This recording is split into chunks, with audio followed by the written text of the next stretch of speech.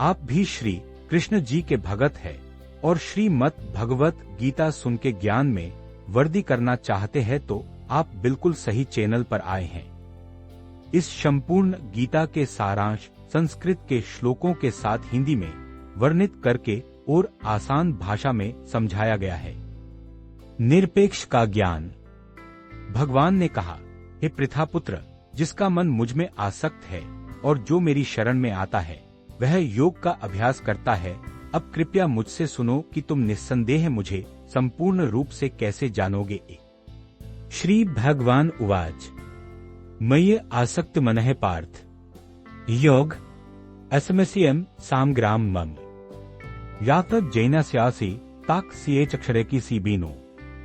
श्री भगवान उवाच, भगवान ने कहा, मयि मुझ में आसक्त मन आसक्त पार्थ, हे पृथापुत्र, योगम आत्म साक्षात्कार युंजन इस प्रकार अभ्यास करते हुए मत आश्रय मेरे कृष्ण भाव में असंशयम बिना किसी संदेह के समग्र पूर्णतः माम मुझ में यथा जितना ज्ञान से तुम जान सकते हो तत् वह शु सुनने का प्रयास करो। हे पृथापुत्र अर्जुन, अब सुनो कि किस प्रकार मुझ में पूर्ण चेतना रखकर मुझ में मन लगाकर योगाभ्यास करके तुम मुझे पूर्णतः संशयरहित होकर जान सकते हो। गीता के इस 7वें अध्याय में कृष्ण भावनामृत के स्वरूप का पूर्णतः वर्णन किया गया है। कृष्ण समस्त ऐश्वर्यों से परिपूर्ण हैं और वे किस प्रकार ऐश्वर्यों को प्रकट करते हैं, इसका वर्णन यहाँ किया गया है। साथ ही इस अध्याय में 4 प्रकार के भाग्यशाली लोगों का वर्णन किया गया है जो कृष्ण में आसक्त हो जाते हैं और 4 प्रकार के अभागे लोगों का भी जो कृष्ण को कभी स्वीकार। भगवद गीता के प्रथम 6 अध्यायों में जीव को अभौतिक आत्मा कहा गया है जो विभिन्न प्रकार के योगों द्वारा आत्म साक्षात्कार तक पहुंचने में सक्षम है। 6ठे अध्याय के अंत में स्पष्ट रूप से कहा गया है कि कृष्ण पर मन की स्थिर एकाग्रता या दूसरे शब्दों में कृष्ण भावनामृत समस्त योग का सर्वोच्च रूप है। कृष्ण पर मन को एकाग्र करने से व्यक्ति परम सत्य को पूर्णतः जान सकता है। अतः 6ठे अध्याय के अंतिम श्लोक में बताए अनुसार योगाभ्यास आरंभ करना चाहिए। परम पुरुष कृष्ण पर मन की एकाग्रता 9 विभिन्न रूपों में निर्धारित भक्ति द्वारा संभव होती है, जिनमें श्रवण प्रथम और सबसे महत्वपूर्ण है। इसलिए भगवान अर्जुन से कहते हैं, तत्शु अर्थात मुझसे सुनो, कृष्ण से बड़ा कोई भी विद्वान नहीं हो सकता और इसलिए उनसे श्रवण करके व्यक्ति को कृष्ण भाव किसी अभक्त अकादमिक शिक्षा से फूले हुए नवयुवक से नहीं, श्रीमद् भागवतम में कृष्ण को समझने की यह प्रक्रिया प्रथम स्कंध के 2वें अध्याय में परम सत्य भगवान का वर्णन इस प्रकार किया गया है। सर्णवतम स्वकथम कसनाह पुण्यश्रावना कीर्तनाह हृदयन्तहस्थो ही अभद्राणि विधुनोति सुहृत सतम नास्ता प्रेयसु अभद्रेषु नित्यन भागवत सेव्या भगवती उत्तम श्लोके भक्तिर भवती नैष्ठिकी। फिर राजा तमोभवः कामलाभ च ये सीता अन्य अनाविदन स्थिति सत्वे राष्ट्रपाती। भगवान का मन, भगवान का भक्त, ज्ञान प्राप्त करने वाला, मोक्ष प्राप्त करने वाला, मोक्ष प्राप्त करने वाला प्रभु वह है जो वैदिक साहित्य से कृष्ण के विषय में सुनना या भगवद गीता के माध्यम से उनसे प्रत्यक्ष सुनना स्वयं में पुण्य कर्म है। और जो कृष्ण के विषय में सुनता है उसके लिए भगवान कृष्ण जो सबके हृदय में निवास करते हैं, शुभचिंतक मित्र की तरह कार्य करते हैं और उस भक्त को पवित्र करते हैं जो निरंतर उनका श्रवण करता रहता है। इस प्रकार भक्त स्वाभाविक रूप से अपने सुप्त दिव्य ज्ञान भाग 1, 2, 17, 21 अतः केवल कृष्ण से अथवा कृष्ण भावनामृत में उनके भक्त से सुनकर ही मनुष्य कृष्ण विज्ञान को समझ सकता है। अब मैं तुम्हें भगवान का ज्ञान विस्तार पूर्वक समझाऊंगा। इसे जानने के बाद इस संसार में जानने योग्य और कुछ भी शेष नहीं रह जाता। दो हम इस स्वप्न और आशा के साथ पैदा होते हैं कि हमारा विश्व अब सार्वभौमिक चेतना है। ज्ञानम भूतपूर्व ज्ञान ते तुम्हें अहम एक सस्मेत विज्ञानम भूतपूर्व ज्ञान इदमें वाक्शा में समझाऊंगा। अशेषतः पूर्णतः यच्चु ज्ञातवा जानने वाला न नहीं। यह इस संसार में भूयागे अन्यतोर कुछ भी ज्ञातव्यम जानने योग्य अवशिष्ट ते जानने योग्य शेष है। अनुवाद। अब मैं तुम्हें इस ज्ञान को पूर्ण रूप से बताऊंगा जो कि प्रत्यक्ष और अलौकिक दोनों है, जिसे जानने के बाद और कुछ भी जानने योग्य नहीं रह जाएगा। पूर्ण ज्ञान में प्रत्यक्ष जगत और उसके पीछे की आत्मा का ज्ञान सम्मिलित है। इन दोनों का स्रोत दिव्य ज्ञान है। भगवान उपयुक्त ज्ञान पद्धति की व्याख्या इसलिए करना चाहते हैं क्योंकि अर्जुन कृष्ण का परम भक्त और मित्र है। चतुर्थ अध्याय के आरंभ में भगवान ने ये व्याख्या की थी और यहाँ इसकी पुनः पुष्टि होती है। पूर्ण ज्ञान केवल भगवान के भक्त द्वारा ही गुरु परंपरा से सीधे प्राप्त किया जा सकता है। अतः मनुष्य को इतना बुद्धिमान होना चाहिए कि वह समस्त ज्ञान के स्रोत को जान सके, जो समस्त कारणों का कारण है और सभी प्रकार की योग साधनाओं में ध्यान का एकमात्र विषय है। जब समस्त कारणों का हजारों मनुष्यों में से कोई एक ही सिद्धि के लिए यत्न करता है, मेरे लिए यत्न करने वाले सिद्ध पुरुषों में भी कोई मुझे यथार्थ रूप से नहीं जानता। मनुष्याना सहस्रेषु कासिद यताति सिद्धे यितातम अपि सिद्धानाम कैसिन मम वेत्ति तत्वतः। से संतुष्ट होकर देवता मनुष्य की सभी आवश्यकताओं की पूर्ति करते हैं।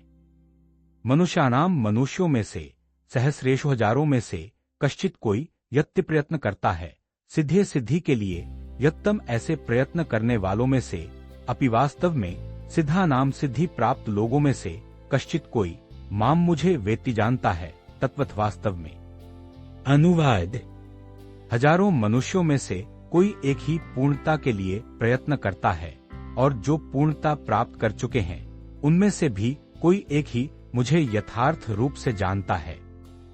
मनुष्य अनेक कोटि के होते हैं और हजारों में से कोई एक ही दिव्य साक्षात्कार में इतना रुचि रखता है कि वह यह जानने का प्रयास करे कि आत्मा क्या है, शरीर क्या है और परम सत्य क्या है। सामान्यतः मनुष्य केवल पशु प्रवृत्तियों जैसे भोजन, शयन, रक्षा और मैथुन में ही लगा रहता है और शायद ही कोई दिव्य ज्ञान में रुचि रखता है। गीता के प्रथम 6 अध्याय उन लोगों के लिए हैं। कृष्ण भगवान हैं, समस्त कारणों के कारण हैं। आदि भगवान गोविंद है, ईश्वर परम कृष्ण सच्चिदानंद विग्रह, अनादिरादिर गोविंद। सर्व कारणम अभक्तों के लिए उन्हें जानना अत्यंत कठिन है। यद्यपि अभक्त भक्ति मार्ग को अत्यंत सरल बताते हैं, फिर भी वे उसका अभ्यास नहीं कर पाते। यदि भक्ति मार्ग इतना सरल है जैसा कि अभक्त वर्ग दावा करता है, तो वे कठिन मार्ग क्यों अपनाते हैं?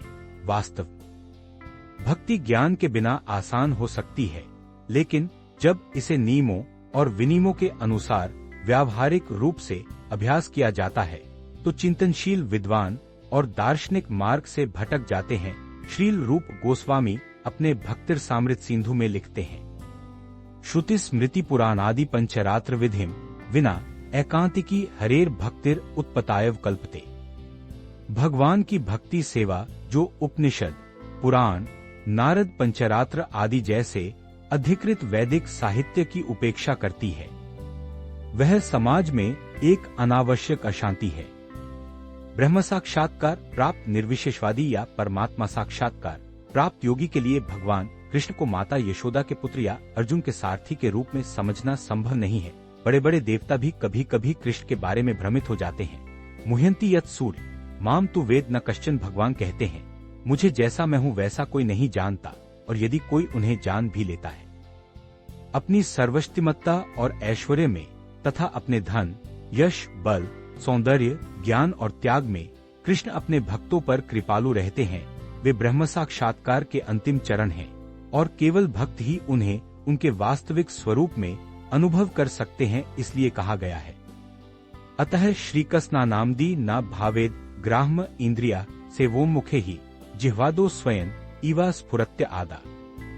कोई भी कृष्ण को उनकी वास्तविक स्वरूप में मंद भौतिक इंद्रियों से नहीं समझ सकता, परंतु वे भक्तों की दिव्य प्रेममयी सेवा से प्रसन्न होकर स्वयं को भक्तों के समक्ष प्रकट करते हैं। पद्म पुराण।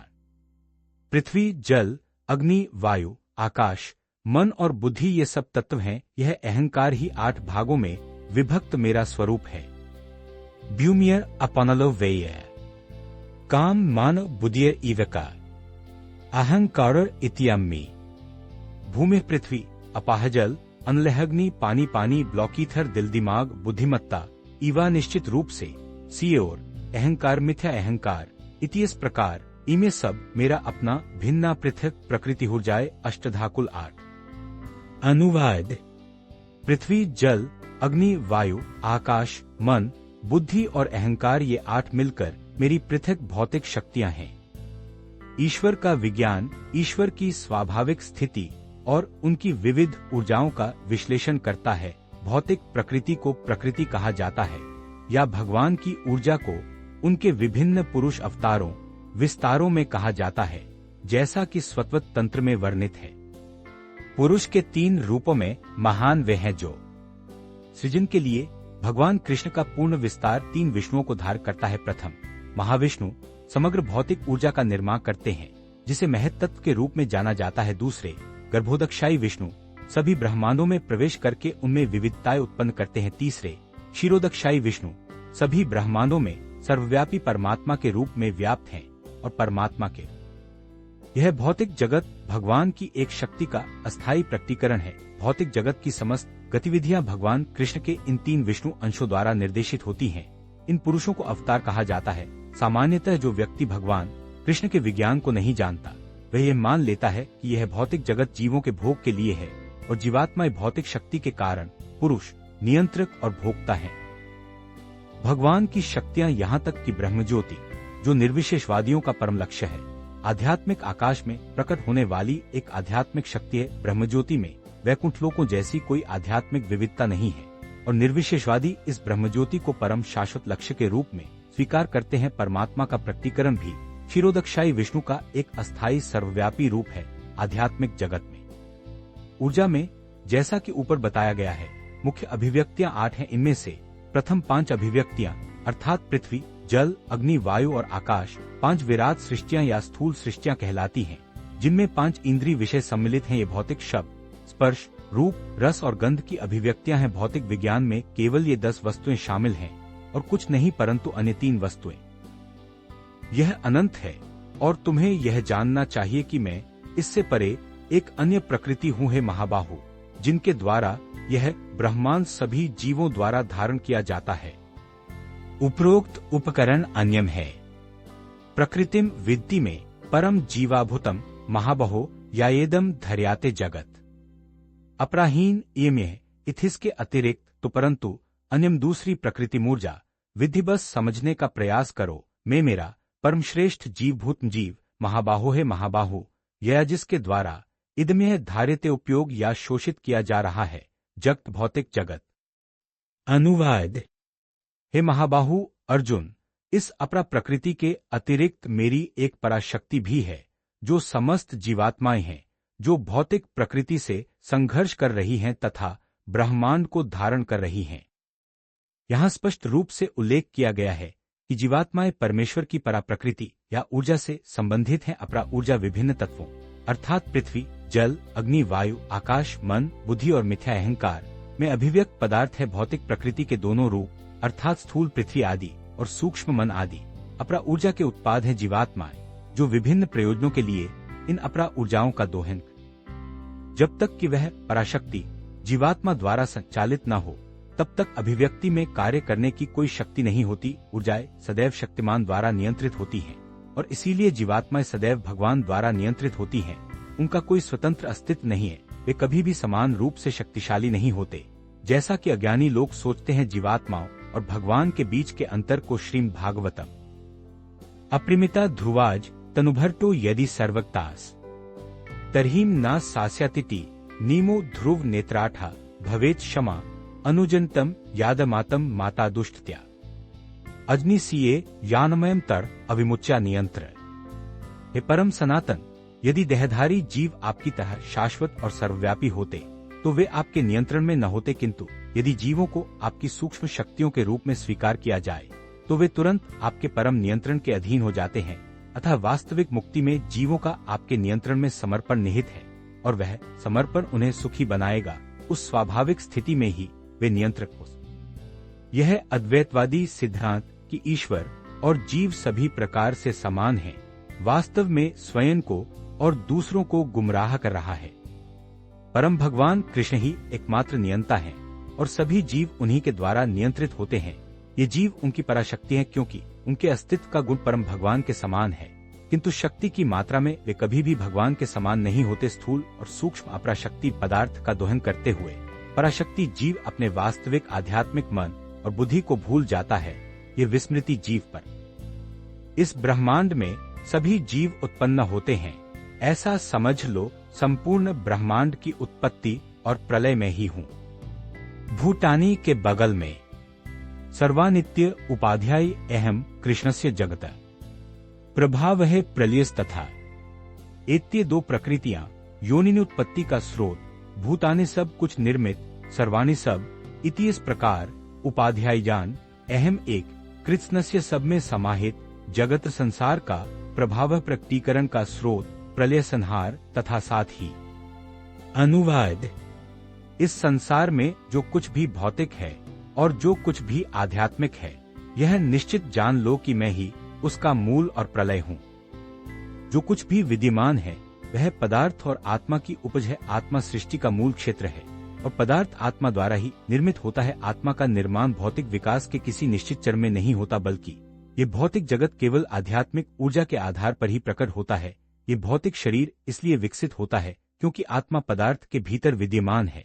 एक बच्चा उस श्रेष्ठ ऊर्जा आत्मा भगवान की दो शक्तियां हैं और फलस्वरूप भगवान ही सभी का मूल कारण है। भगवान का एक अंश अर्थात जीव भौतिक ऊर्जा के हेरफेर से एक गगनचुंबी इमारत, कारखाना या शहर का निर्माण कर सकता है, लेकिन वह शून्य से पदार्थ का निर्माण नहीं कर सकता और वह निश्चित रूप से किसी गृह या ब्रह्मांड का निर्माण नहीं कर सकता। ब्रह्मांड का कारण परमात्मा कृष्ण है, जो सभी आत्माओं।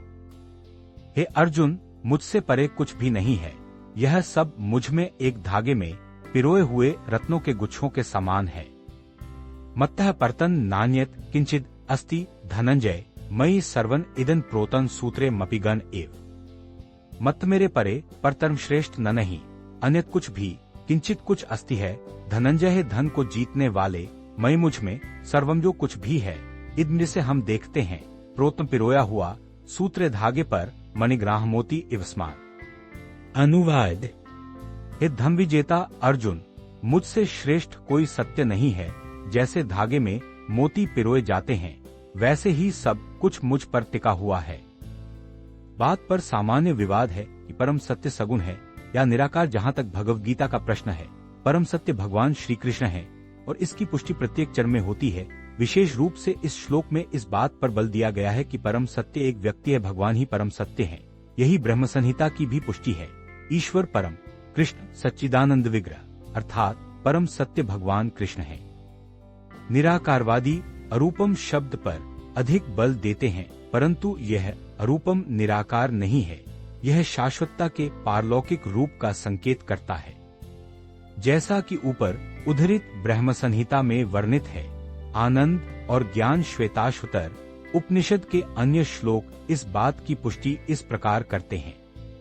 वेदाहम एतम पुरुषम महंतम आदित्यवर्णम तमसः परस्तात् तम एव विद्वान अमृत इहा भवति नान्यः पंथा विद्यते ऐनाय यस्मात् परम नापारम अस्ति किंचित यस्मान्यो न जायोस्ति किंचित्। मैं उस भगवान को जानता हूँ जो समस्त भौतिक अंधकारमय धारणाओं से परे हैं।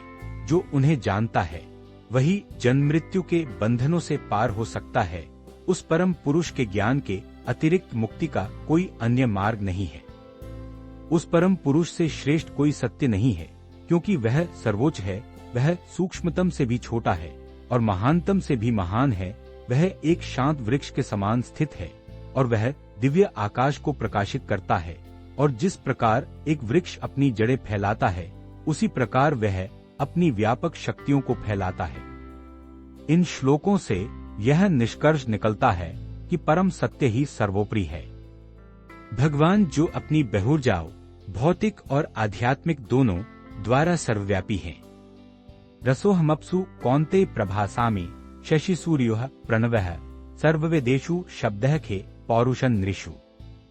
रसोहन अप्सु कौन्तेय प्रभास्मि शशि सूर्योः प्रणवः सर्ववेदेषु शब्दः खे पौरुषम नरसु। रस स्वाद अहम एक अप्सु जल में कौन्तेय शून्य कुंती पुत्र प्रभा अस्मि में प्रकाश हूँ। शशि सूर्यो सूर्य और चंद्रमा में प्रणवः तीन अक्षर अऊम सर्व सब में वेदेषु वेदों में शब्द ध्वनि कंपन खे आकाश में पौरुषम क्षमता नृषुम नुष्य में। हे कुंती पुत्र अर्जुन, मैं जल का स्वाद हूँ, सूर्य और चंद्रमा का प्रकाश हूँ, वैदिक मंत्रों में ओम हूँ, आकाश में शब्द और मनुष्य में सामर्थ्य हूँ। यह श्लोक बताता है कि किस प्रकार भगवान अपनी विविध भौतिक और आध्यात्मिक शक्तियों द्वारा सर्वव्यापी हैं। परमेश्वर को प्रारंभिक रूप से उनकी विभिन्न शक्तियों द्वारा देखा जा सकता है और इस प्रकार वे निराकार रूप में अनुभव किए जाते हैं। जैसे सूर्य में स्थित देवता एक व्यक्ति हैं और अपनी सर्वव्यापी ऊर्जा सूर्य के प्रकाश द्वारा देखे जाते हैं, उसी प्रकार भगवान यद्यपि अपने शाश्वत परम तत्व को जानने का मार्ग व्यावहारिक रूप से व्यक्तिवाद और निर्विशेषवाद में कोई द्वंद्व नहीं है। जो ईश्वर को जानता है वह जानता है कि निर्विशेष और सगुण दोनों ही प्रत्येक वस्तु में एक साथ विद्यमान हैं और उनमें कोई विरोधाभास नहीं है। इसलिए भगवान चैतन्य ने अपना उत्कृष्ट सिद्धांत स्थापित किया, अचिंत्य भेद और अभेद तत्वम एक साथ एक और भिन्न। सूर्य तथा चंद्रमा का प्रकाश भी मूलतः ब्रह्मज्योति से ही निःसृत होता है, जो भगवान का निराकार तेज है। इसी प्रकार प्रत्येक वैदिक स्तोत्र के आरंभ में परमेश्वर को संबोधित करने के लिए प्रयुक्त प्रणव या ओंकार दिव्य ध्वनि भी उन्हीं से निःसृत होती है। क्योंकि निराकारवादी परमेश्वर कृष्ण को उनके असंख्य नामों से संबोधित करने से अत्यधिक भयभीत होते हैं, इसलिए वे ओंकार पुण्यो गंध है पृथिव्या च तेजचास्मि विभावसो जीवनन सर्वभूतेषु तपश्चास्मि तपस्विषु नौ। पुण्यो गंध है पृथिव्या च तेजस चस्मि विभावसो जीवनन सर्वभूतेषु तापस कास्मि तपस्विषु। पुनः मूल गंध सुगंध पृथिव्याम पृथ्वी में, चभी तेजताप चभी अस्मि हूँ, विभाव सौग्नि में, जीवन जीवन सर्व सब भूतेषु जीव, तपस्या चभी अस्मि मैं हूँ, तपस्विषु तपस्या करने वालों में। मैं पृथ्वी की मूल सुगंध हूँ, मैं अग्नि की ऊष्मा हूँ, मैं सभी प्राणियों का जीवन हूँ, मैं सभी तपस्वियों की तपस्या हूँ। अर्थ है वह जो विघटित न हो। पुण्य मूल है भौतिक जगत की प्रत्येक वस्तु का एक विशिष्ट स्वाद या सुगंध होती है। जैसे पुष्प में, पृथ्वी में, जल में, अग्नि में, वायु में आदि वह दूषित स्वाद, वह मूल स्वाद जो सब में व्याप्त है कृष्ण है। इसी प्रकार प्रत्येक वस्तु का एक विशिष्ट मूल स्वाद होता है और यह स्वाद रसायनों के मिश्रण से परिवर्तित हो सकता है तथा प्रत्येक मूल वस्तु में बीजन मां सर्वभूताना विधि पार्थ सनातनम बुधिर बुद्धिमतमस्मि तेज तेज खिनामहम पूर्णविराम 10 पूर्णविराम बीजम माम सावभूतनाम विदय पाथ सनातनाम बुद्धिय बुद्धिमाताम अस्मि तेजस तेजस्विनाम अहम। बीज बीज माम मुझ में, सर्वभूतानाम सभी जीवों में, विद्य समझने का प्रयास करो, पार्थ है पृथा पुत्र, सनातन मादि शाश्वत, बुद्धे बुद्धि, बुद्धिमानों में बुद्धिमतम, अस्मि मैं हूँ, तेज पराक्रम, तेजस्वी नाम शक्तिशाली लोगों में अहम मैं हूँ। हे पृथा पुत्र, यह जान लो कि मैं समस्त भूतों का मूल बीज, बुद्धिमानों की बुद्धि तथा समस्त शक्तिशाली पुरुषों का पराक्रम हूँ। का अर्थ है बीज। कृष्ण प्रत्येक वस्तु के बीज है। भौतिक प्रकृति के संपर्क में बीज विभिन्न चर तथा अचर जीवों में फलित होता है। पक्षी, पशु, मनुष्य तथा अन्य अनेक जीवधारी चराचर जीव हैं। तथापि वृक्ष और पौधे जड़ हैं, वे गति नहीं कर सकते, केवल खड़े रहते हैं। प्रत्येक जीव 84,000,000 योनियों के अंतर्गत समाहित है। उनमें से कुछ चर हैं और कुछ अचर। बलन बलवता इच्छा कामराग विवर्जितम धर्म विरुद्धो भूतेषु कामोस्मि भैरतर्षभ। बालम बालवतम क्याहिम कामराग विवर्जितन धर्म विरुद्धो भूतेषु कामोस्मि भारतर्षभ है।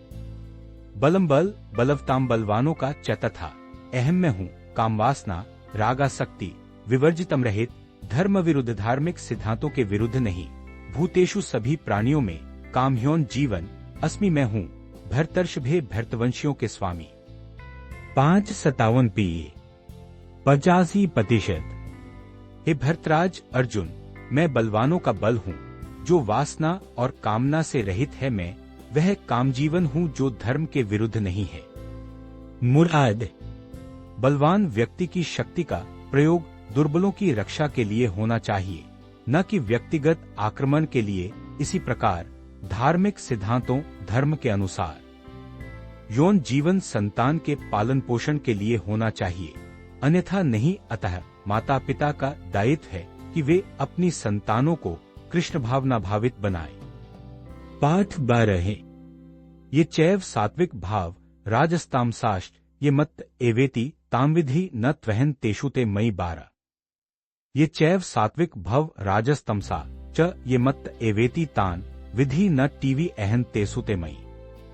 ये वे सब चौर एवं निश्चय ही सात्विक सत्व में भावस्थाय राजसाह जोगुण तामसात मोगुण चभी ये यद्यपि मथ मुझसे एवं निश्चय ही इति इस प्रकार तांबे विधि जानने का प्रयत्न करो न नहीं तो परंतु अहम एक तेशून में तेवे मैं मुझ में।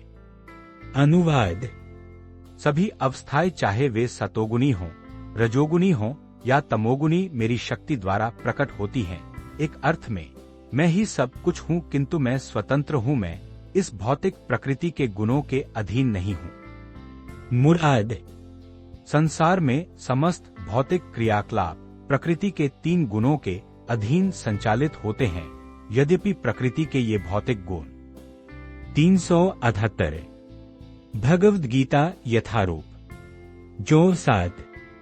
चूंकि ये गुण परमेश्वर कृष्ण से उत्पन्न होते हैं अतः वे इनके अधीन नहीं है। उदाहरण के लिए राज्य के नियमों के अंतर्गत व्यक्ति को दंड दिया जा सकता है, किंतु राजा जो विधि निर्माता है उस नियम के अधीन नहीं है। इसी प्रकार प्रकृति के सभी गुण सतोगुण, रजोगुण तथा तमोगुण परमेश्वर कृष्ण से उत्पन्न है, किंतु कृष्ण प्रकृति के अधीन नहीं है अतः वे निर्गुण हैं, अर्थात ये गुण या गुण त्रिभिर्गुण म्यर भावैरे भी सर्वमिदं जगत मोहितन नाभिजानाति मामेभ्यः परमव्यय त्रिभिः गणमे बावे एभक्षरे की 2-5 सावम आइदम जागत मोहितम नाभिजनाति माम एभक्षरे की 2-5 पारम आविय त्रिभ्य 3 गुणमय 3 गुणों से भवय स्थिति एभिः सब सर्वम सारा जगत इदमिस जगत में जगत प्रमांड मोहित मोहित न अभिजानाति नहीं जानते माम मुझ तक एभ्यहिन से ऊपर परम परम अव्ययमक्षय। तीनों गुणों सत्व रज और तमोगुण से मोहित होकर सारा जगत मुझको नहीं जानता, जो गुणों से परे और अविनाशी हूँ। संपूर्ण जगत प्रकृति के 3 गुणों से मोहित है। जो लोग इन तीनों गुणों से मोहित हैं, वे यह नहीं समझ पाते कि इस प्रकृति से परे परमेश्वर कृष्ण है। इस भौतिक जगत में प्रत्येक व्यक्ति इन 3 गुणों के प्रभाव में है और इस प्रकार मोहित है। स्वभावतः जीवों के शरीर विशेष प्रकार के होते हैं और मानसिक और जैविक गतिविधियों के प्रकार प्रकृति के 3 भौतिक गुणों में कार्यरत पुरुषों की 4 श्रेणियां हैं। जो लोग विशुद्ध रूप से सतोगुणी हैं, उन्हें ब्राह्म कहा जाता है। जो लोग विशुद्ध रूप से रजोगुणी हैं, उन्हें क्षत्रिय कहा जाता है। जो लोग रजोगुणी और तमोगुणी दोनों हैं, उन्हें वैश्य कहा जाता है। जो लोग पूरी तरह से तमोगुणी हैं, उन्हें शूद्र कहा जाता है, और जो इससे कम है प्रकार के होते हैं मनुष्य, देवता, पशु आदि, और उनमें से प्रत्येक भौतिक प्रकृति के प्रभाव में है, और वे सभी दिव्य भगवान को भूल गए हैं।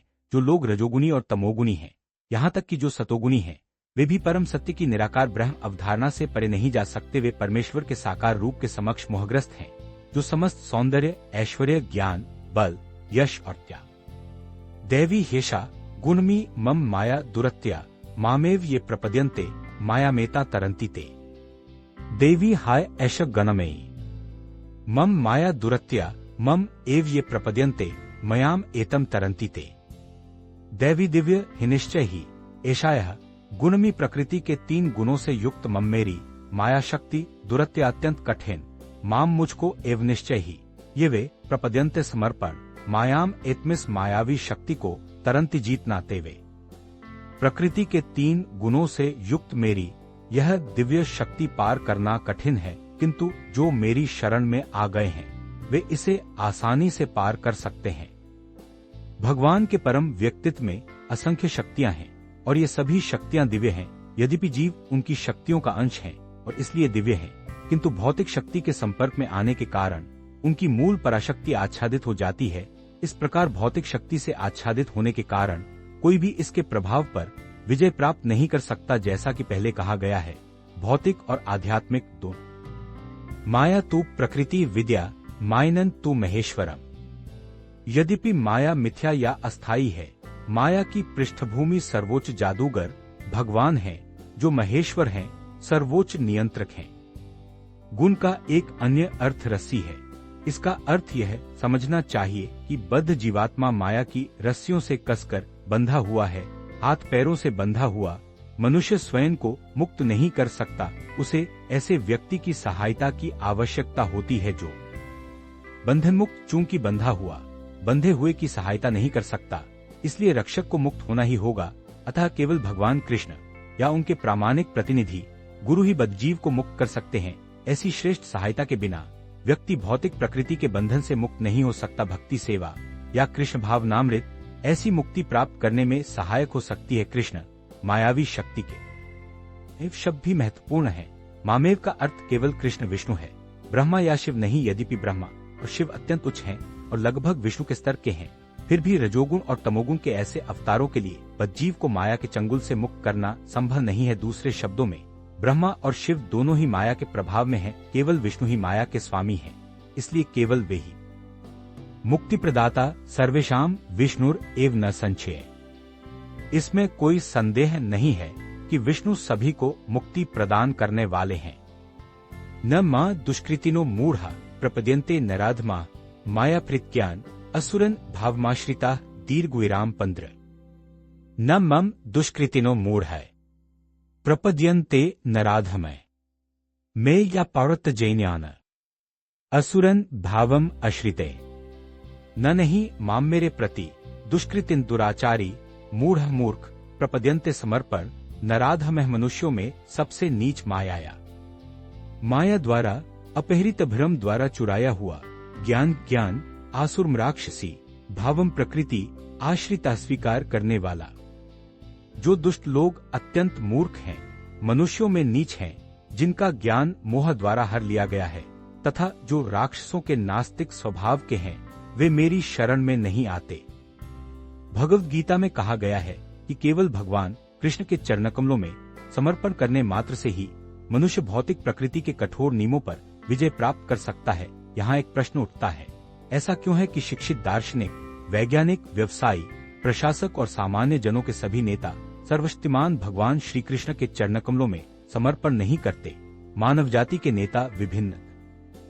गीता इस प्रश्न का उत्तर बहुत ही स्पष्टता से देती है। ब्रह्मा, शिव, कपिल, कुमार, मनु, व्यास, देवल, असित, जनक, प्रहलाद, बलि जैसे समाज के सच्चे विद्वान नेता और बाद में मध्वाचार्य, रामानुजाचार्य, श्री चैतन्य और कई अन्य जो निष्ठावान दार्शनिक, राजनीतिज्ञ, शिक्षक, वैज्ञानिक आदि हैं, सर्वशक्तिमान परमपुरुष के चरणकमलों में शरण लेते हैं, जो वास्तव में दार्शनिक, वैज्ञानिक, शिक्षक, प्रशासक, नास्तिक योजनाकारों को यहाँ दुष्कृतिन या दुष्ट शब्द से वर्णित किया गया है। कृतिन का अर्थ है वह जिसने पुण्य कार्य किया हो। नास्तिक योजनाकार कभी कभी बहुत बुद्धिमान और गुणी भी होता है, क्योंकि किसी भी विशाल योजना को, चाहे वह अच्छी हो या बुरी, कार्यान्वित करने के लिए बुद्धि की आवश्यकता होती है।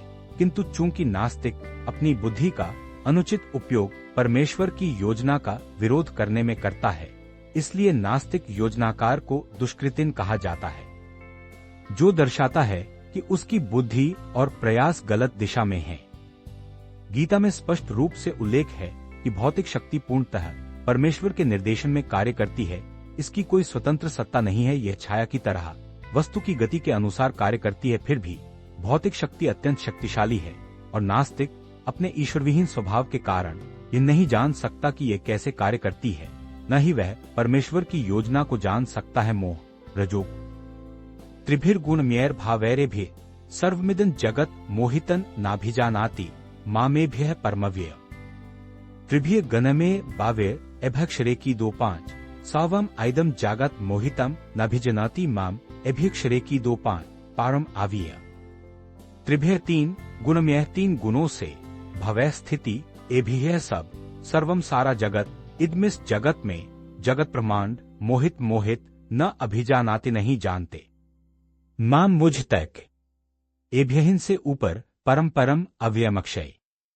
तीनों गुणों सत्व, रज और तमोगुण से मोहित होकर सारा जगत मुझको नहीं जानता, जो गुणों से परे और अविनाशी हूँ। संपूर्ण जगत प्रकृति के 3 गुणों से मोहित है। जो लोग इन तीनों गुणों से मोहित हैं, वे यह नहीं समझ पाते कि इस प्रकृति से परे परमेश्वर कृष्ण है। इस भौतिक जगत में प्रत्येक व्यक्ति इन 3 गुणों के प्रभाव में है और इस प्रकार मोहित है। स्वभावतः जीवों के शरीर विशेष प्रकार के होते हैं और मानसिक और जैविक गतिविधियों के प्रकार प्रकृति के 3 भौतिक गुणों में कार्यरत पुरुषों की 4 श्रेणियां हैं। जो लोग विशुद्ध रूप से सतोगुणी हैं, उन्हें ब्राह्म कहा जाता है। जो लोग विशुद्ध रूप से रजोगुणी हैं, उन्हें क्षत्रिय कहा जाता है। जो लोग रजोगुनी और तमोगुनी दोनों हैं उन्हें वैश्य कहा जाता है। जो लोग पूरी तरह से तमोगुनी हैं उन्हें शूद्र कहा जाता है, और जो इससे कम है प्रकार के होते हैं मनुष्य, देवता, पशु आदि, और उनमें से प्रत्येक भौतिक प्रकृति के प्रभाव में है, और वे सभी दिव्य भगवान को भूल गए हैं। जो लोग रजोगुनी और तमोगुनी हैं, यहाँ तक कि जो सतोगुनी हैं, वे भी परम सत्य की निराकार ब्रह्म अवधारणा से परे नहीं जा सकते। वे परमेश्वर के साकार रूप के समक्ष मोहग्रस्त हैं, जो समस्त सौंदर्य, ऐश्वर्य, ज्ञान, बल, यश और त्याग दैवी हेषा गुणमी मम माया दुरत्या मामेव ये प्रपद्यन्ते मायामेता तरन्ति ते। देवी हाय ऐश गणमयी मम माया दुरत्या मम एव ये प्रपद्यन्ते मयाम एतम तरन्ति ते।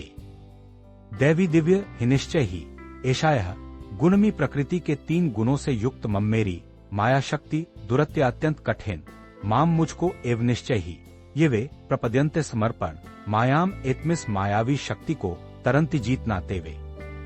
प्रकृति के 3 गुणों से युक्त मेरी यह दिव्य शक्ति पार करना कठिन है, किंतु जो मेरी शरण में आ गए हैं वे इसे आसानी से पार कर सकते हैं। भगवान के परम व्यक्तित्व में असंख्य शक्तियां हैं और ये सभी शक्तियां दिव्य हैं। यद्यपि जीव उनकी शक्तियों का अंश हैं और इसलिए दिव्य हैं, किंतु भौतिक शक्ति के संपर्क में आने के कारण उनकी मूल पराशक्ति आच्छादित हो जाती है। इस प्रकार भौतिक शक्ति से आच्छादित होने के कारण कोई भी इसके प्रभाव पर विजय प्राप्त नहीं कर सकता। जैसा कि पहले कहा गया है, भौतिक और आध्यात्मिक दोनों। माया तू प्रकृति विद्या मायनन तू महेश्वरम।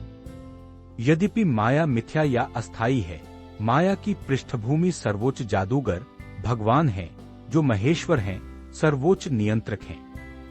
गुण का एक अन्य अर्थ रस्सी है। इसका अर्थ यह समझना चाहिए कि बद्ध जीवात्मा माया की रस्सियों से कसकर बंधा हुआ है।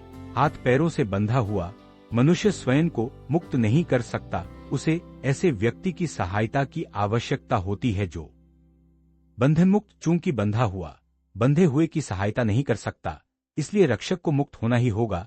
अतः केवल भगवान कृष्ण या उनके प्रामाणिक प्रतिनिधि गुरु ही बद्धजीव को मुक्त कर सकते हैं। ऐसी श्रेष्ठ सहायता के बिना व्यक्ति भौतिक प्रकृति के बंधन से मुक्त नहीं हो सकता। भक्ति सेवा या कृष्ण भावनामृत ऐसी मुक्ति प्राप्त करने में सहायक हो सकती है। कृष्ण मायावी शक्ति के शब्द भी महत्वपूर्ण है। मामेव का अर्थ केवल कृष्ण विष्णु है, ब्रह्मा या शिव नहीं। यद्यपि ब्रह्मा और शिव अत्यंत उच्च हैं और लगभग विष्णु के स्तर के हैं, फिर भी रजोगुण और तमोगुण के ऐसे अवतारों के लिए बद्धजीव को माया के चंगुल से मुक्त करना संभव नहीं है। दूसरे शब्दों में ब्रह्मा और शिव दोनों ही माया के प्रभाव में हैं, केवल विष्णु ही माया के स्वामी हैं, इसलिए केवल वे ही मुक्ति प्रदाता सर्वेशाम विष्णुर एव न संशय। इसमें कोई संदेह नहीं है कि विष्णु सभी को मुक्ति प्रदान करने वाले हैं। न मां दुष्कृतिनो मूढ़ा प्रपद्यन्ते नराधमा माया प्रत्यान असुरन भावमाश्रिता दीर्घ विराम 15। न मम दुष्कृतिनो मूढ़ प्रपद्यन्ते नराधमय मे या पारत जैन्यान असुरन भावम आश्रिते। न नहीं माम मेरे प्रति दुष्कृतिन दुराचारी मूढ़ मूर्ख प्रपद्यन्ते समर्पण नराधमः मनुष्यों में सबसे नीच मायाया। माया द्वारा अपहरित भ्रम द्वारा चुराया हुआ ज्ञान आसुर राक्षसी भावम प्रकृति आश्रिता स्वीकार करने वाला। जो दुष्ट लोग अत्यंत मूर्ख हैं, मनुष्यों में नीच हैं, जिनका ज्ञान मोह द्वारा हर लिया गया है, तथा जो राक्षसों के नास्तिक स्वभाव के हैं, वे मेरी शरण में नहीं आते।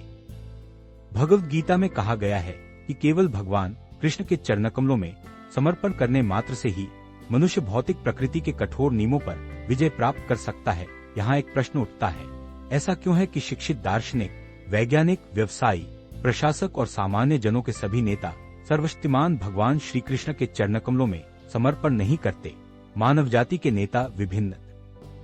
गीता इस प्रश्न का उत्तर बहुत ही स्पष्टता से देती है। ब्रह्मा, शिव, कपिल, कुमार, मनु, व्यास, देवल, असित, जनक, प्रहलाद, बलि जैसे समाज के सच्चे विद्वान नेता और बाद में मध्वाचार्य, रामानुजाचार्य, श्री चैतन्य और कई अन्य जो निष्ठावान दार्शनिक, राजनीतिज्ञ, शिक्षक, वैज्ञानिक आदि हैं, सर्वशक्तिमान परमपुरुष के चरणकमलों में शरण लेते हैं, जो वास्तव में दार्शनिक, वैज्ञानिक, शिक्षक, प्रशासक, नास्तिक, योजनाकारों को यहाँ दुष्कृतिन या दुष्ट शब्द से वर्णित किया गया है। कृतिन का अर्थ है वह जिसने पुण्य कार्य किया हो। नास्तिक योजनाकार कभी कभी बहुत बुद्धिमान और गुणी भी होता है, क्योंकि किसी भी विशाल योजना को, चाहे वह अच्छी हो या बुरी, कार्यान्वित करने के लिए बुद्धि की आवश्यकता होती है। किंतु चूंकि नास्तिक अपनी बुद्धि का अनुचित उपयोग परमेश्वर की योजना का विरोध करने में करता है, इसलिए नास्तिक योजनाकार को दुष्कृतिन कहा जाता है, जो दर्शाता है कि उसकी बुद्धि और प्रयास गलत दिशा में है। गीता में स्पष्ट रूप से उल्लेख है कि भौतिक शक्ति पूर्णतः परमेश्वर के निर्देशन में कार्य करती है। इसकी कोई स्वतंत्र सत्ता नहीं है। यह छाया की तरह वस्तु की गति के अनुसार कार्य करती है। फिर भी भौतिक शक्ति अत्यंत शक्तिशाली है और नास्तिक अपने ईश्वरविहीन स्वभाव के कारण ये नहीं जान सकता कि यह कैसे कार्य करती है। न ही वह परमेश्वर की योजना को जान सकता है। मोह रजोग प्राय जो लोग स्वनिर्मित कर्तव्यों के बोझ को उतारने के लिए दिन रात कड़ी मेहनत करते हैं, वे कहते हैं कि उनके पास जीव की अमरता के बारे में सुनने का समय नहीं है। ऐसे मूढ़ों के लिए भौतिक लाभ जो नाशवान है कि जीवन का सर्वस्व है, इस तथ्य के बावजूद कि मूढ़ों को श्रम के फल का केवल एक छोटा सा अंश ही प्राप्त होता है, कभी कभी वे फल प्राप्ति के लिए दिन रात जाग भौतिक जगत को गतिमान करने वाली टिमटिमाती सांसारिक शक्ति की इंद्रिय सुखद खबरें। दुष्कृत्यों या दुष्टों का एक अन्य वर्ग नराधम या मानवजाति में सबसे निम्न कहलाता है। नर का अर्थ है मनुष्य और अधम का अर्थ है सबसे निम्न। 84,000,000 विभिन्न जीवजातियों में से 400,000 मानव योनियां हैं। इनमें से मानव जीवन के अनेक निम्नतर रूप हैं जो अधिकांशतः सभ्य हैं। सभ्य मनुष्य वे हैं जिनके सामाजिक, राजनीतिक और धार्मिक जीवन के नियमित सिद्धांत हैं, जो लोग सामाजिक और राजनीतिक रूप से विकसित हैं, किंतु जिनके कोई धार्मिक सिद्धांत नहीं है, उन्हें नराधम माना जाना चाहिए। ईश्वर के बिना धर्म भी धर्म नहीं है, क्योंकि धार्मिक सिद्धांतों के पालन का उद्देश्य परम सत्य, उसके साथ मनुष्य के संबंध को जानना है। गीता में भगवान स्पष्ट रूप से कहते हैं कि उनसे ऊपर कोई सत्ता नहीं है और वे ही पर माया के प्रभाव में आकर वह जन्म की कठिनाइयों को सहन करता है तथा अपने उद्धारकर्ता को भी भूल जाता है।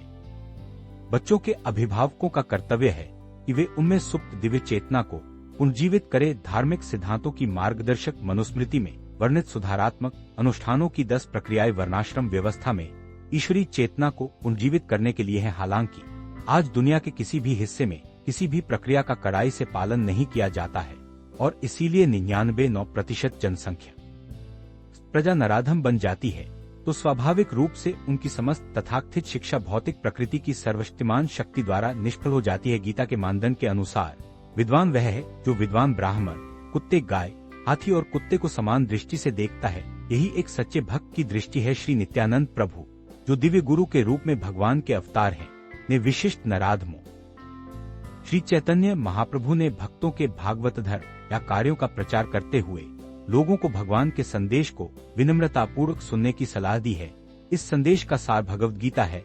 मनुष्यों में सबसे अधम प्राणी भी इस विनम्र श्रवण प्रक्रिया द्वारा ही संदेश प्राप्त कर सकता है, लेकिन दुर्भाग्य से वे इन संदेशों को श्रवण करने से भी इनकार करते हैं और परमेश्वर की इच्छा के प्रति 3 दुष्कृत्यों की अगली श्रेणी मायाप्रत ज्ञान कहलाती है, अर्थात वे व्यक्ति जिनका पांडित्य मायावी भौतिक शक्ति के प्रभाव से नष्ट हो गया है। ये अधिकांशतः अत्यंत विद्वान होते हैं, महान दार्शनिक, कवि, साहित्यकार, वैज्ञानिक आदि, किंतु मायावी शक्ति उन्हें पथभ्रष्ट कर देती है और इसलिए वे परमेश्वर की आज्ञा का उल्लंघन करते हैं।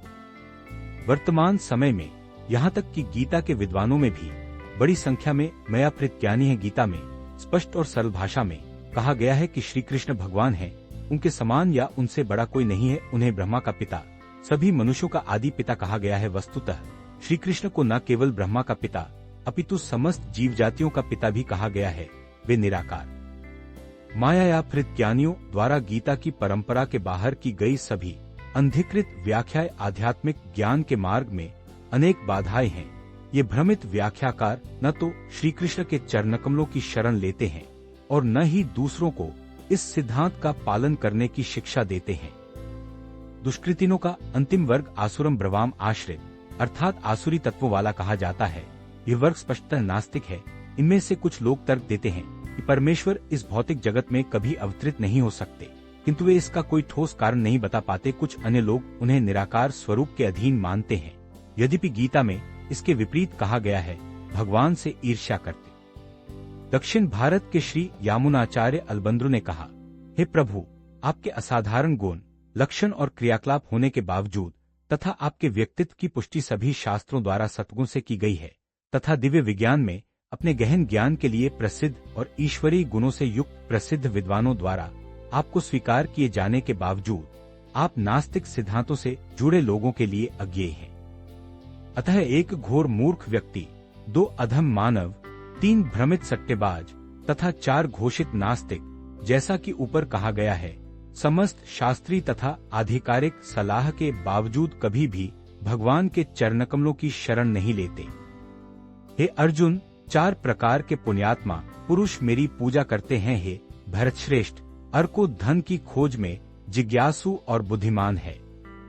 चतुर्विधा भजन्ते माम, जानक्षरे की 2 5, सकक्षरे की 5 बीतेन अर्जुन। आतुर जैन्यसर आथाथी, जैन्यानी अस 12 सभर।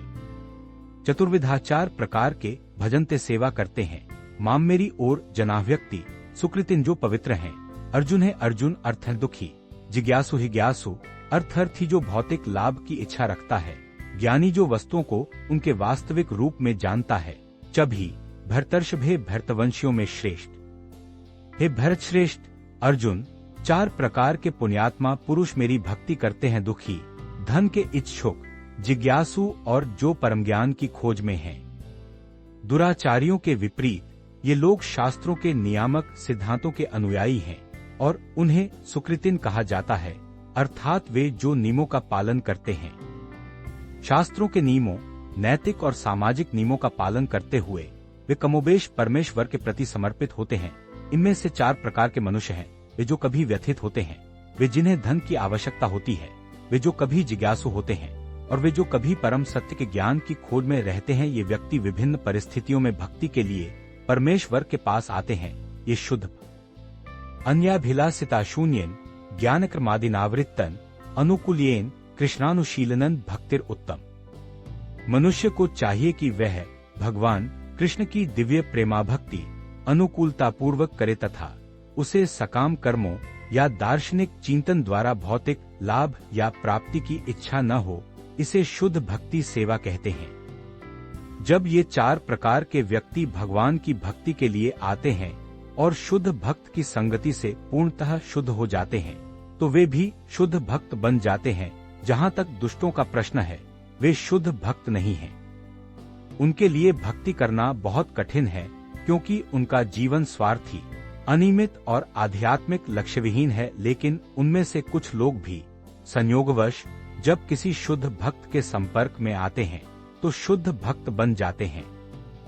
जो लोग सदैव सकाम कर्मों में व्यस्त रहते हैं, वे भौतिक कष्टों में भगवान के पास आते हैं और उस समय शुद्ध भक्तों की संगति करते हैं और अपने कष्ट में भगवान के भक्त बन जाते हैं। जो लोग केवल निराश होते हैं, वे भी कभी कभी शुद्ध भक्तों की संगति करने आते हैं और भगवान के बारे में जानने के लिए जिज्ञासु हो जाते हैं। इसी प्रकार जब शुष्क दार्शनिक ज्ञान के प्रत्येक क्षेत्र में वे सकाम कर्मों से बंधे रहते हैं और सांसारिक ज्ञान की खोज करते हैं इत्यादि, अतः शुद्ध भक्ति की अवस्था तक पहुंचने से पहले व्यक्ति को इन सब से ऊपर उठना पड़ता है। इनमें बुद्धिमान, सदा तत्पर, एकनिष्ठ भक्त ही श्रेष्ठ है, क्योंकि मैं बुद्धिमान को अत्यंत प्रिय हूँ और वह मुझे भी प्रिय है। तेसम जन्नी नित्ययुक्त एका भक्तिर विजिष्याते अहम सासीये मामा प्रिय। मैं एक बुद्धिमान व्यक्ति हूँ। तेषाम उनमें से ज्ञानी पूर्ण ज्ञानी नित्ययुक्त सदैव संलग्न एक एक मात्र। भक्ति सेवा विशेषते विशेषता प्रिय अत्यंत प्रिय ही निश्चय ही ज्ञानिन ज्ञानी अत्यर्थम अत्यधिक अहम में हूँ सवह चभी मम मेरा प्रिय प्रिय। इनमें से जो ज्ञानी पुरुष शुद्ध भक्ति के द्वारा मुझमें लीन होकर पूर्ण ज्ञान प्राप्त कर लेता है, वही श्रेष्ठ है, क्योंकि मैं उसे अत्यंत प्रिय हूँ और वह मुझे भी प्रिय है। भौतिक इच्छाओं के सभी कल्मशों से मुक्त, व्यथित, जिज्ञासु, दरिद्र और परम ज्ञान के साधक सभी शुद्ध भक्त बन सकते हैं, परंतु इनमें से जो परम सत्य के ज्ञान में है और सभी भौतिक इच्छाओं से मुक्त है, वही भगवान का सच्चा शुद्ध भक्त बनता है। और चारों वर्णों में जो भक्त पूर्ण ज्ञान में है और साथ ही भक्ति में लीन है, भगवान कहते हैं वह सर्वश्रेष्ठ है। ज्ञान की खोज से व्यक्ति को, जो मनुष्य परमेश्वर के पूर्ण ज्ञान में है और साथ ही भक्ति भी कर रहा है, वह भगवान को अत्यंत प्रिय है। जो व्यक्ति परमेश्वर की दिव्यता के शुद्ध ज्ञान में स्थित है, वह भक्ति में इतना सुरक्षित रहता है कि भौतिक कल्मश उसे छू भी नहीं सकते।